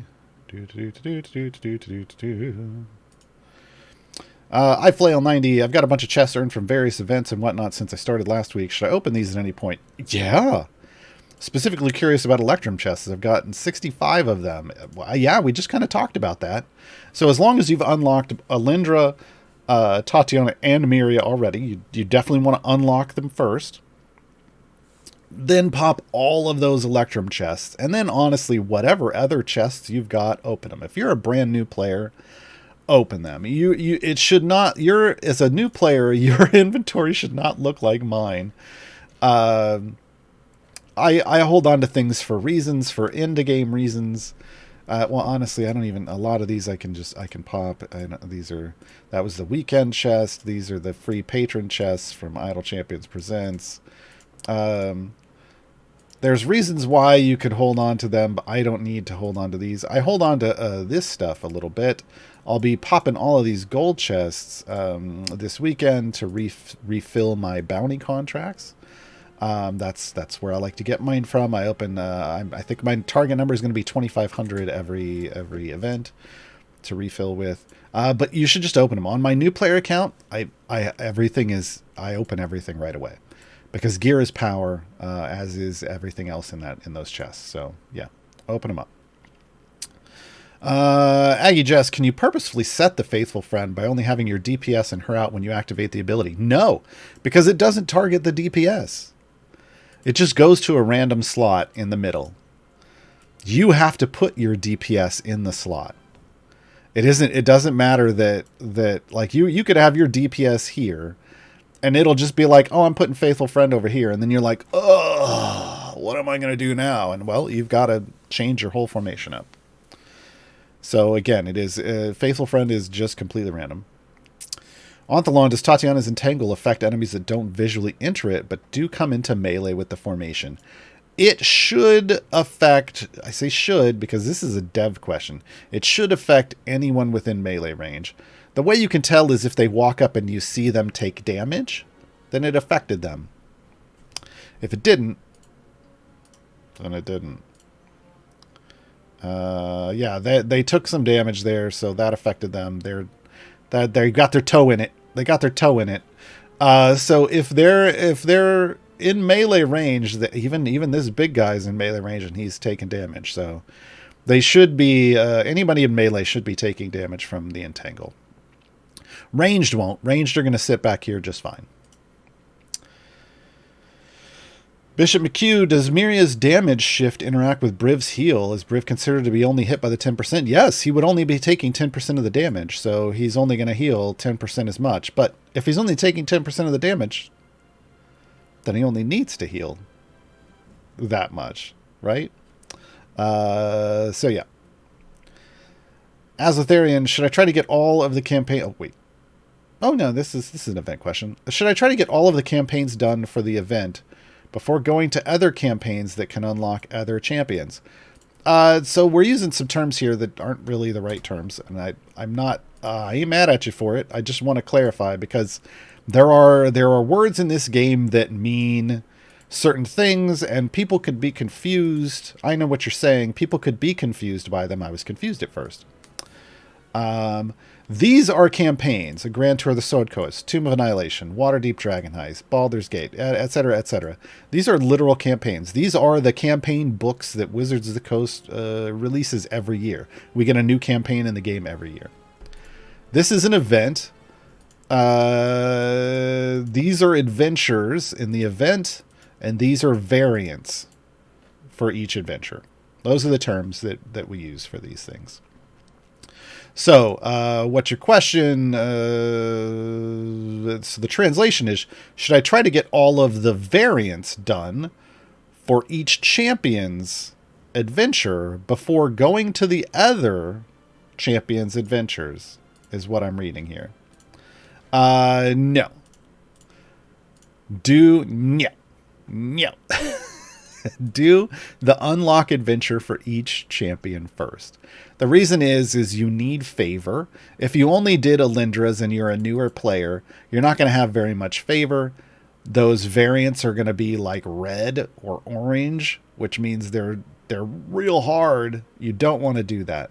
You want to unlock Alyndra, try to push as far past 50 as you can to get favor. Then complete that run, then unlock Tatyana, push as far past 50 as you can to get more favor. Then Miria, push as far past 50 as you can to get more favor. That's what you want to do. And then you only want to do these truly when they show as green. If they don't show as green, you could attempt them and fail and lose your event tokens and get no reward. So the more efficient way is to do them after, is to do all the unlock adventures first, then maybe just run free plays to get favor. And you might spend the first week of the event just doing that. And then it may be the second week that you do the variants. Durstoff, have you experienced the bug with Miria's skeletons from here? Blah, blah, blah. I am not a bug support. If you run into a situation in the game where something's... I didn't read the rest of this question, because if you run into the situation in the game where something's not working correctly, submit a ticket. Right down here in the bottom right, you can't see it on my screen, but there's a question mark. That's the support thing. Support will open a new browser tab. Say, okay, submit a ticket. I do not work for Codename Entertainment directly. I'm not an employee. I'm an independent contractor. They bring on to do these streams and one other thing. But nothing about my job is dealing with support stuff or bugs. I might know about some. I might have interacted with them, but it's 2023. It's the year of reporting every bug you run into, folks. So just if you run into a bug, fill out the form. Even if other people are talking about it, you should submit a ticket too, so they know how serious the bug is and how many people it's impacting. That's how they can prioritize things. If something looks low priority to them because they're only seeing it happened on a few tickets, it could be happening on hundreds of people, but nobody's submitting a ticket. Submit those tickets, then they'll know better. Plus, they also get information off those tickets about your game state, and that may help lead them to the solution to the bug.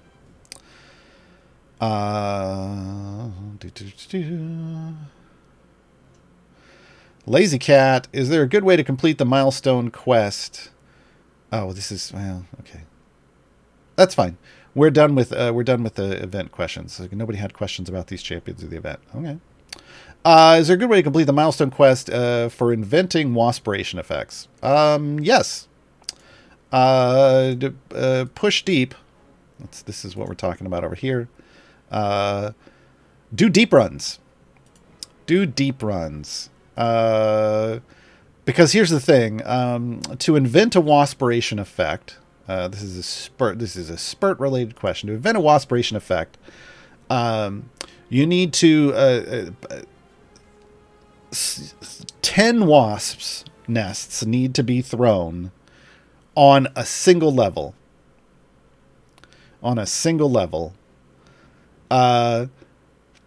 When this means you want spurt adjacent to as many people as possible, and in spirit form, and then those other people that are adjacent to them will all throw wasp nests with every one of their attacks.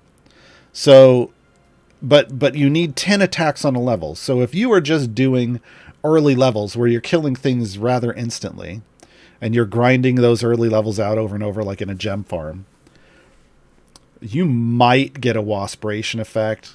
as you get towards your reset area. But what you really need to do to stack them, and how I got the bulk of these 3 tiers that I have, is I did like 2 deep runs. Just using Spurt. And by deep runs, I mean like area 1000. I went to area 1400 with Spurt supporting Birdsong, and I got the bulk of these. So you need to do, I'm not saying you have to get to 1400. I'm just saying that was my wall. You need to get near your wall, because at your wall, you're going to be attacking a lot to kill things. Enemies are going to be stacking up, etc. You're going to invent lots of effects. You have to do that. You have to do that to farm these. So this isn't about just grinding out like area 50 like this one. This is, I think, why a lot of people are having problems with this, is they see this milestone quest over here for completing a variant after area 50. So they just they set it to complete at like 51, and they grind low levels, and then they go, but my Spurt isn't doing anything. Well, yeah, he can't. You didn't let him. So these are competing quests. These are competing milestone quests. So pick the one you want to do early. Obviously, I did this. Went real quick because, hey, guess what this worked with real easily. Burning all my bounty contracts for the event. I got this one just from grinding event free plays to 51 for Miria's gear. Finished them all. And then some potentially some offline season farming to get some of this rest of the stuff. But yeah, so the Waspiration thing, it's going to happen. You'll do it. You need to actually do deeper pushes to wherever your wall is with Spurt in your formation, and you should want to. Spurt's real good now, and let him build stacks. And my tip for patron stuff, I went from tier 1 and nothing to tier 7 in less than 24 hours, just by putting a couple champions in background formations and patron stuff to do patron challenges and having it reset at 101. It just churns right through it. It's fantastic. Oops. Okay. More questions. Oh, follow up. Why 51 and not 50? Because the milestone says after completing area 50 or higher, but it's a possible bug prevention. What I've run into in the past is that when I complete 50, it doesn't credit it for me. So I just set it to 51. Again, I have reported the bug. I did the thing first. I've reported the bug. Then I set it to 51 just so I make sure I get credit. Yeah. Space Marines, what's a fast way to level up your Modron core? Hey, this is a topical question, because in Season 3, Ancients and Lawbringers, the Tier 3 reward is a core. So those of you who are new to Modron cores, you'll see that they start out with level 1. Oh, this is horrible. I don't want to do this on the preview. Let's go to the actual core right now, Jim. Here's the actual core. You start out level 1 and you don't have a lot of space to place pipes. And as you level up, you unlock more spaces, right? And thus the ability to get more power. Down here, if you hover over it, your Modron core gains 1 point of experience every time you clear an area with it active. And then when you level up your core, every new level, you get a Modron chest. Yay! So you get 14 Modron chests from this. But as you can see, level 1, 8,000 XP. What does that mean? That means I need to clear 8,000 areas. What's the quickest way to do that? Well, the quickest way to do that is to have the core slotted in your active party. The active party being the one you're looking at right now. And as you complete an area, like we're about to get some XP here. As you complete an area, it will get experience. Look, I got 1 experience. Yay! Do not level your core in the background, in your background party. Background parties go real slow compared to foreground parties. That's one tip. The second tip is speed runs, speed parties. Mad Wizard is baby's first gem farm. Most players are going to start their gem farming experience in Idle Champions. And Mad Wizard has For an early area, it's got the fastest levels. It has these little spawners, like enemy spawners, that throw enemies at you as quick as you kill them, and you kill them with click damage, and it goes real fast. So you just cycle Mad Wizard. You throw a speed party, so a bunch of speed champions, and then whatever else in to Mad Wizard. You set up your Modron core with automation to reset and to load your formation in. You gotta have to have some familiars. And then it just let it grind out, and just let it grind and grind and grind. That's the easy way. The easier way is to use Briv in combination, like a Briv gem farm group in combination with Nordum, the backwards Modron. Briv in a speed group is gonna jump and go through areas, just chew through them super fast. This is a more mid to high end thing. And Nordum, leveled up, has an item that increases the effect of the Modron Core Toolbox ability, and that basically gives you more experience. So those are the faster ways to level up. I don't recommend just dumping tons of item levels into Nordum just so you can do it fast. I recommend dumping tons of item levels into Briv and Human and Virgil and Whittle and Sentry to chew through levels super fast. That's the more efficient way. But yeah, using like a 9 jump, this is into game speak, using a 9 jump Briv gem farming formation in a super high level Nordum, somebody, Emote, I think, cleared it and like went from 1 to 15 in less than an hour. That's the into game ridiculousness you can do with lots of item levels. But normally, you're just going to grind it out, you know. You can just put it in a party and just play that party. On my new player account, I just split the party on Monday. I split the party within 12 days. That's fast. For anybody who doesn't know, it's pretty fast. And I have my new Modron core, and I've just piped it out with automation, and I'm just continuing to push adventures and variants like normal, and it's just going to slowly level up while I play. Chef at Gaarwarr's musical guide win. Well, I have Gaarwarr's guide and Bardic Inspiration. That's as good as we're going to get. Bishop McHugh, Dwarven Rap Bardic Inspiration collab album win. Never. T5 Cats, just to confirm, if my Trials has an active party when the day ends, it auto ends the adventure and counts the progress, right? Ooh. I believe so, yes. I believe when it shuts it down, it counts it as completed. But I'll be honest, I think I've only had that happen to me once or twice, and off the top of my head, my memory is a little hazy. Pugbane, not an hour, 12 minutes. I said in under an hour. I used my words correctly. An emote is a she. To the best of my knowledge. T5 Cats. Durstolf just unlocked the first patron, Mert, yesterday. How do I earn his favor? You don't earn favor for Mert. You earn influence. Again, words matter in this game. I ain't mad at you. But remember, favor is what you earn for the gods, for blessings. With patrons, you earn influence. We keep this different for a couple reasons. One is because patrons have perks, which are like blessings, but they are different, because I can reset my influence and not lose any.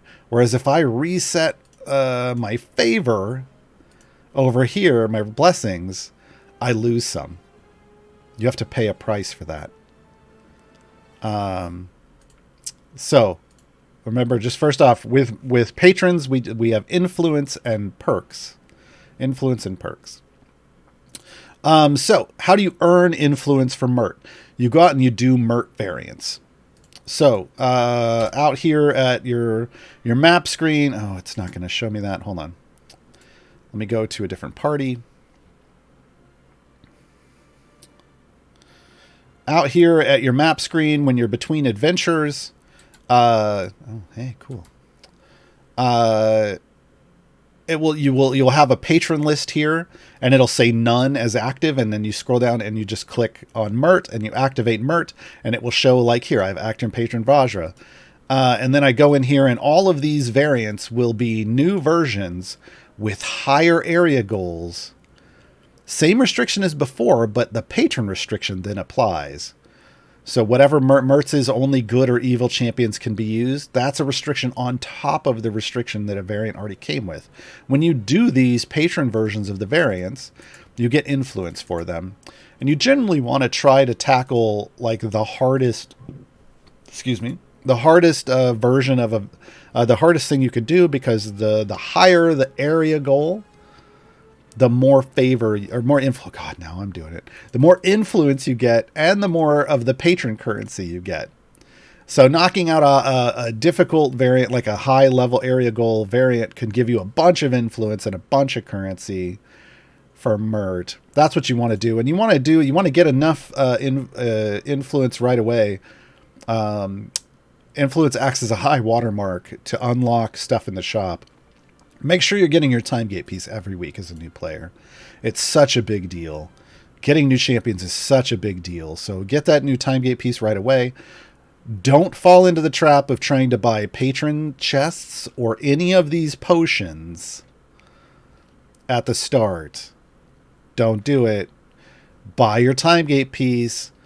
Get more patron variants done.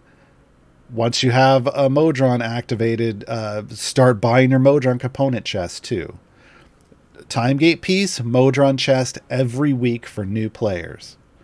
Each patron sells you these. These are huge in terms of progress for you. This is the Modron component chest out of a patron shop is the only way to get Modron chests outside of cash or leveling up your Modron core. Sure, occasionally they'll be in these meta events, but you can't rely on that. You got to get your Modron chest every week from the patrons. They obviously have lots of other stuff you can buy, one-off stuff, but really the big deal early on, time gate pieces are huge, and the Modron component chest. I know I said time gate pieces are huge and I haven't bought any. It's because I've got 499 in the bank. I don't need them. But new player accounts, I gobble them up. Give me all of it. Time gate pieces are real powerful on a new player account. Question. I don't have a person asking this, but that's okay. Whoever asked this, which core do you think will be more useful long term? The magic or the unaffiliated? Oh, I don't know. My magic core is leveled a bit further than the unaffiliated core, but with the core experience reward this season, it's basically a watch for which one is or will be further along by the end. It's really up to like, who do you use more as your primary DPS? That's what it comes down to. Are you using somebody who's buffed better by the magic core? Because they're going to have some stat bonuses in the magic core. It isn't all for people with magic base attacks. Primarily, but not always. Plus, the magic core is a glass cannon core. It doesn't have any real health nodes for survivability, which is a big thing when you get deeper into the game. The unaffiliated does have some health nodes, and it's just a straight buff to unaffiliated champions. So is your primary DPS an unaffiliated champion? Maybe you go that way. It's really hard to say. And long term, who knows? Because we don't know. We really don't know how the game's going to change in the future. Like, who's going to become the next big meta DPS? Right now, Birdsong is Bird Strong. That's unaffiliated, so for now, it could be a big deal. But for the future, I don't know.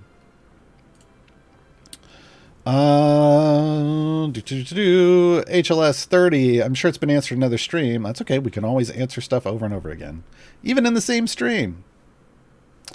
But when just starting to get into the trials and making items legendary, is it best bet to just legendary everything possible first, and only then worry about specific effects, leveling the item up, etc. later? As you can probably see from my account, I just legendaried everybody. So the new version of Trials in the Forge makes it real easy to level up champions. In fact, I'm going to go do it right now. So just because it's only 500 to start, like your first legendary item on any champion is 500. If you are limited on scales, start maybe first by putting one item on all the champions you're using a lot.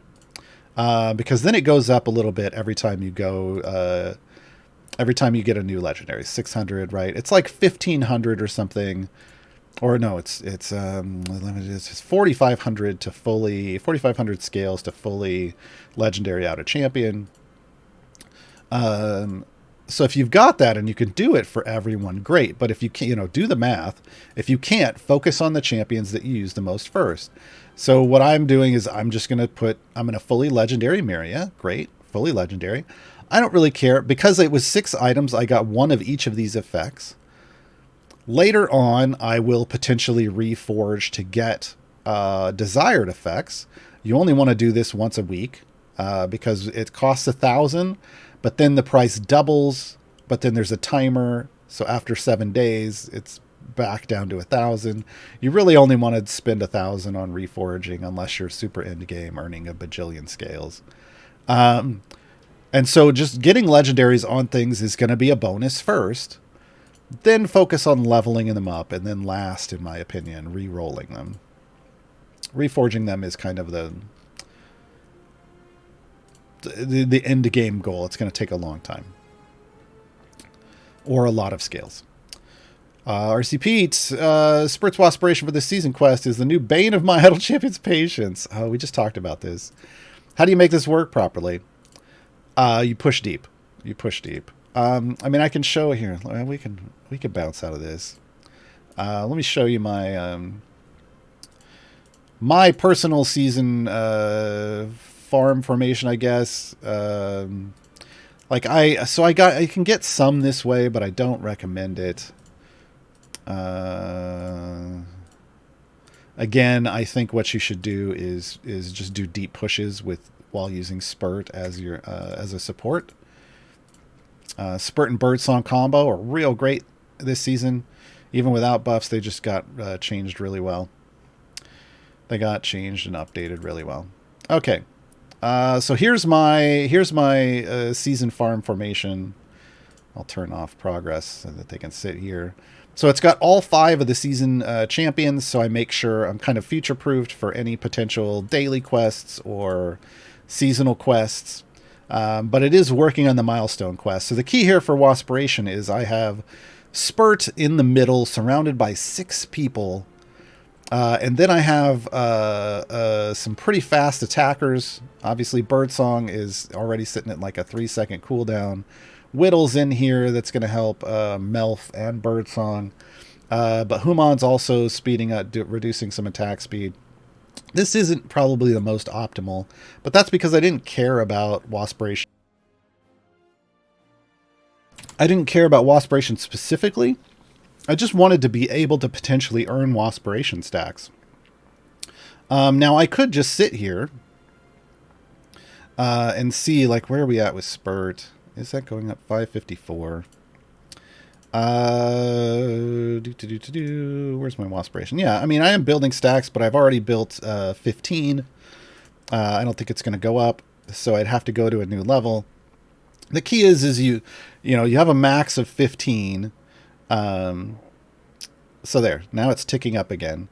But once you've got those 15, you got to move to a new level. So doing a deep push, you're going to get 15 most likely as you get near your wall before you're able to move to the next level, and then you get 15 more, and then the next level you get 15 more, and then the next level you get 15 more. So it's really about pushing deep, doing deep pushes with Spurt. I will only get a few stacks grinding this way, even with a high reset, because I can click kill almost all the way to here.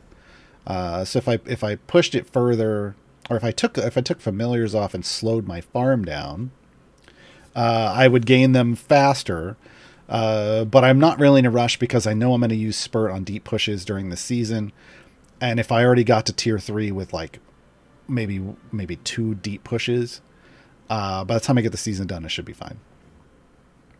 So I think most people are trying to speed farm it, like put them in a speed farm formation. And that's just anti-Waspiration. You're just not going to get stacks that way. I will occasionally see one tick up in this formation like this, but it's rare. Riffraff, what is your current speed team and location? My current Briv gem farm was in Vecna Lives. And this is what it looks like. The season started, so things are going to start changing. But I need to move it to excavating history.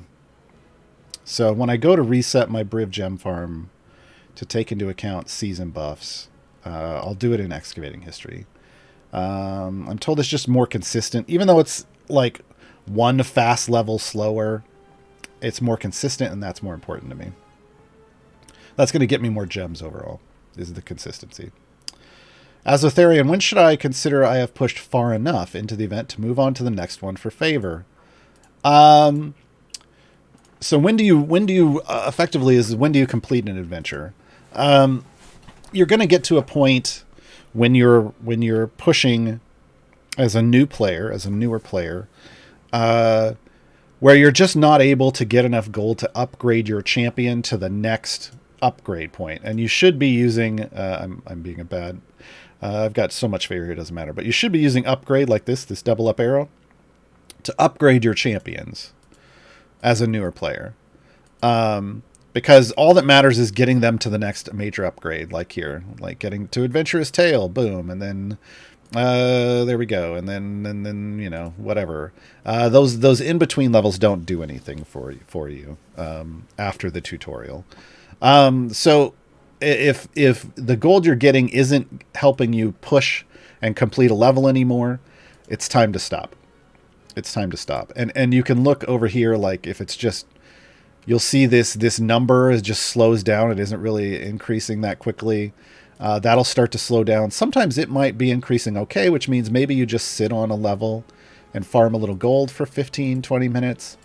But if that gold isn't giving you an upgrade that lets you complete the next level, or whatever level is your next one, where your wall is, then it's time to just reset. You don't want to spend a lot of time sitting at your wall as a newer player. You want to take that favor that you earned and do another adventure with it, because that favor is going to give you more gold find. That gold find is going to let you push for. It's just more efficient for your time. It's just more efficient for your time. Oh boy, we're running out of time here. Gabe and Sasha, I'm going to do my best here. Are we just down to Gabe now? I'm going to do, oh no. Oh, it is both. Okay. Google's being weird. J Frog, how did or will you do that? I guess we fight achievement on Tatyana. What does it look like? I've got probably a tip for this in my guide. Tatyana's rage active for 3 minutes straight. You just need to be on a level where enemies are beating against Tatyana, and you just sit there for 3 minutes. Yeah, that's it. So you just have to push a bit, and you got to keep her alive. I'm equipping my speed feats. I got to get through this quick. Blue Shock 84. Can I use a Modron core to reset the event free player? Will I lose the random chest? No, you absolutely can. That's how I did it. I wouldn't do all that by hand. I did set it to 51. I did set it to reset at 51. Zenichiro, how often do the heroes for the time gate sales change? Only with the season. So all of the champions that are on sale currently for 3 time gate pieces, this is our season 3 champions. So whenever they have the 5 champions that are in the season are going to be half price. You should grab them all up. This is what's great for getting time gate pieces early for new players. You can get 5 champions real cheap. Do that. Do that. RC Pete, is there a way to even out your champions' item levels? Not really, no. They'll naturalize. They'll kind of normalize over time. Now, the new system for distributing item levels with blacksmithing contracts is more even, but yeah, it's gonna do its thing and be off and weird. Mighty John, for future progress, should I unlock the Modron champ for leveling up the cores faster, or last champ I need for Split the Party 2? Split the Party 2. Nordum is cool, but base without a lot of item levels doesn't help a whole lot. It's just a little bonus. It's nice. So Split the Party 2. TS Forest, I'm unlocking Corazon right now. I see that he can add an additional alignment, so neutral on the good evil axis, which allows more abilities to target those champions. Correct. Is there any way for that additional alignment to allow those champions to bypass restrictions that allow champions with a neutral alignment? No, because it doesn't apply until you build your formation. Imaginal Disc, why do gem farming teams need to be adjusted? Do you get more gems for going deep or resetting often? In Baby's first gem farm, like in Mad Wizard, it doesn't have to be adjusted. in Briv gem farming, automated Briv gem farming, which again is a mid to end game form of building formations, there's a lot of things that are counterintuitive to the way the game normally works that you're setting up, and your formation's actual power.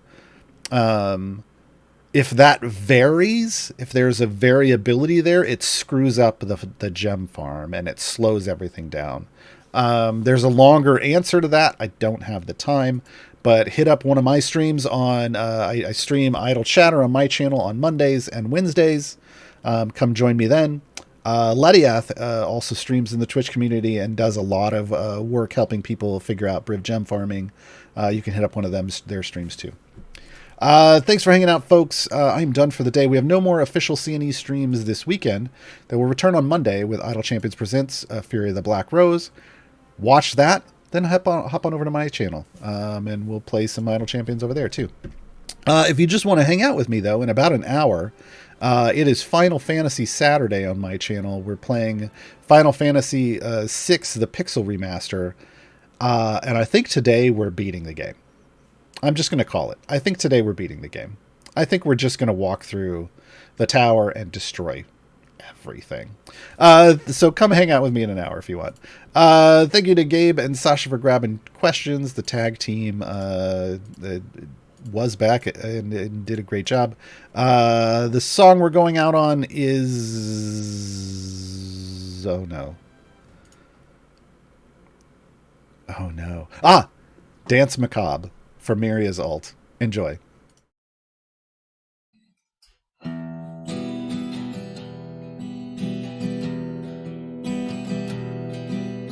Once I had a heart, a liver and a brain, fell on my own sword. Now this is what remains, raised up by dark magic, then my flesh was shed. Now I serve my master as animated dead. Every new adventurer is fodder once they're floored, a walking bag of bones to add to our decor. They bring us everything we need inside our worthless hides. From within their flesh, our new soldiers shall arise. Welcome to the dance macabre, the eternal skeletal mob, rattling our bones to necromantic tones. I'm your widest grin, I've become a skeleton. Dance macabre.